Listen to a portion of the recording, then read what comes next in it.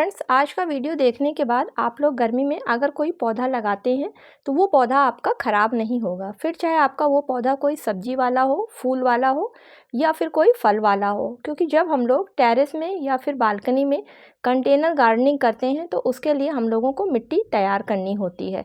तो इस वीडियो को देखने के बाद आप लोगों को ये पता चल जाएगा कि किस तरीके से हमें मिट्टी तैयार करनी है और फिर आपको बाहर से कोई महंगी मिट्टी नहीं खरीदनी पड़ेगी। तो चलिए वीडियो के माध्यम से आपको बताने की कोशिश करती हूँ कि समर के सीज़न में किस तरीके से बेस्ट सॉइल मिक्सचर बनाई जाती है। नमस्कार दोस्तों, मेरे यूट्यूब चैनल पर आप सभी लोगों का हार्दिक स्वागत है। फ्रेंड्स, जब हम लोग ज़मीन में गार्डनिंग करते हैं तो उसके लिए हमें मिट्टी में ज़्यादा कुछ मिलाने की ज़रूरत नहीं होती है, क्योंकि ऑलरेडी उस मिट्टी में काफ़ी माइक्रो न्यूट्रिएंट्स पहले से ही मौजूद होते हैं। सिर्फ अगर उसको थोड़ा सा कंपोस्ट दे दिया जाता है तो वो पौधा अच्छी तरीके से ग्रोथ करता रहता है। लेकिन वही पौधा जब हम अपने कंटेनर में लगाते हैं तो उसमें काफ़ी सारी चीज़ों को हमें मिलाना होता है, क्योंकि वो नॉर्मल मिट्टी में लगा हुआ पौधा शुरू में तो अच्छी तरीके से चलता है, लेकिन कुछ समय बाद वो पौधा धीरे धीरे कमज़ोर होने लगता है और उसमें कई तरीके की बीमारियां लग जाती हैं, जिससे कि वो पौधा कमज़ोर होकर ख़राब हो जाता है। तो फ्रेंड्स, गर्मी के सभी प्रकार के पौधों के लिए जो बेस्ट सॉइल मिक्सचर बनानी होती है तो उसके लिए आप जिस भी एरिया में रहते हैं वहाँ से सबसे पहले आप नॉर्मल मिट्टी वहाँ से निकाल लें और उस नॉर्मल मिट्टी को घर में लाकर उसमें जो भी खराब पत्तियां हों या फिर पुरानी पौधे की किसी की जड़ हो, पत्थर के टुकड़े हों, पॉलीथीन के टुकड़े हों या फिर प्लास्टिक के या फिर अन्य कोई चीज़ पड़ी हो, उन सभी चीज़ों को उसमें से निकाल दीजिए। क्योंकि अगर आप इनको नहीं निकालेंगे तो जब आप इसमें कोई पौधा इस मिट्टी में लगाएंगे तो ये चीज़ें आपके पौधे की जड़ों को फैलने नहीं देंगी। जब आप इस मिट्टी को अच्छी तरीके से साफ़ कर लें तो 10 से 12 घंटे के लिए धूप में छोड़ दें, जिससे कि अगर इस मिट्टी में किसी भी तरीके का कोई कीड़ा मकोड़ा लगा हुआ है या मिट्टी में किसी प्रकार की फंगस वगैरह है तो वो गर्मी की वजह से हट जाए। अब इस धूप लगी मिट्टी में आपको कंपोस्ट मिलाना है। तो आपके पास जो भी कंपोस्ट हो, चाहे वो वर्मी कंपोस्ट हो, गोबर की खाद हो, किचन कंपोस्ट हो या फिर लीफ कंपोस्ट हो, तो उसमें से किसी एक चीज़ को लेना है और जितनी भी आपकी मिट्टी है उसकी आधी मात्रा में इन खादों में से किसी एक खाद को मिला दीजिए।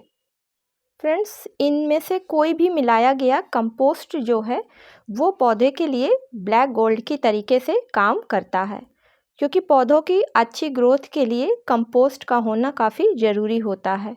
इसके अलावा ये मिट्टी में नमी को होल्ड रखता है, इसकी वजह से मिट्टी जल्दी सूखती नहीं है और ये मिट्टी को मुलायम भी रखता है, क्योंकि ये कंपोस्ट स्पंजी होता है। इसके बाद इसमें आप कोकोपीट मिला लें। जितनी आपने कंपोस्ट मिलाई है उसका 1/4 भाग जो है नारियल के छिलकों का बुरादा मिला लें। फ्रेंड्स, इसको मिलाने से ये लंबे समय तक गीला बना रहता है और जब मई जून की बहुत तेज़ गर्मी होती है तो ये गमलों के अंदर के टेम्परेचर को और नमी को बनाए रखता है, जिससे बार बार पेड़ों के सूखने की समस्या खत्म हो जाती है और बार बार पानी पौधों के अंदर नहीं डालना पड़ता है। अब इस मिट्टी में जो आपको अगली चीज़ मिलानी है वो रिवर सैंड यानी कि बालू को मिलाना है। तो जितना आपने मिट्टी तैयार करते समय कोकोपीट को मिलाया है उतनी ही मात्रा में आप बालू को मिला लें। बालू को मिलाने से गर्मी में क्या होगा कि मिट्टी में ठंडक बनी रहेगी और गमले में पानी नहीं रुकने पाएगा, जिससे कि पौधे की गर्मियों में जड़ें खराब नहीं होंगी।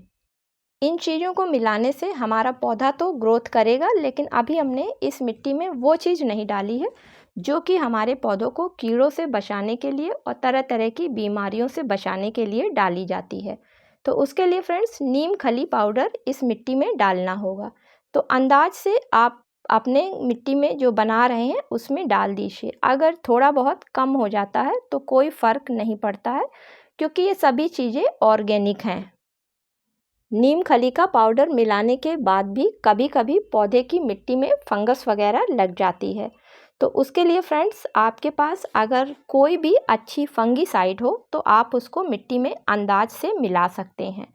फंगीसाइड मिलाने के लिए आप साफ फंगीसाइड आती है या फिर दालचीनी का जो पाउडर होता है उस पाउडर को भी डाल सकते हैं और अगर आपके पास ये दोनों चीज़ें नहीं हैं तो फिर आप हल्दी पाउडर को इस मिट्टी में अंदाज से मिला दीजिए। अब इन सभी चीज़ों को आप मिट्टी में अच्छी तरीके से ऊपर नीचे करके मिला दें और इसके बाद ये जो तैयार आपकी मिट्टी है इसको आप किसी ग्रो बैग में या किसी अन्य चीज़ में स्टोर करके रख लें। और जिस भी गमले में आप देखें कि उस पौधे की ग्रोथ नहीं अच्छे से हो रही है, उस गमले की मिट्टी की अच्छी तरीके से गुड़ाई कर दें। 1-2 इंच ऊपर की मिट्टी को हटा के और इस मिट्टी को आप डालकर और अच्छी तरीके से पानी डाल दें। आप देखेंगे कि वो पौधा आपका फिर से ग्रोथ करने लगा है और जो ख़राब गर्मी में पौधा हो रहा था वो पौधा आपका ख़राब होने से भी बच जाएगा।